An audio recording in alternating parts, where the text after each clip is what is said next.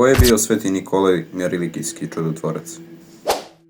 Slavljen i danas po celom svetu, bio jedinac sinu svojih znamenitih i bogatih roditelja Teofana i None, žitelja grada Patare u Liki. Duhovnom životu nauči se sveti Nikolaj kod starca Nikolaja, episkopa Patarskog, i zamonaši se u manastiru Novi Sion. Po smrti roditelja, Nikolaj razdade nasleđeno imanje siromasima, ne zadržavajući ništa za sebe. Promislom Božijom bio je izabran za arhijepiskopa grada Mira u Liki.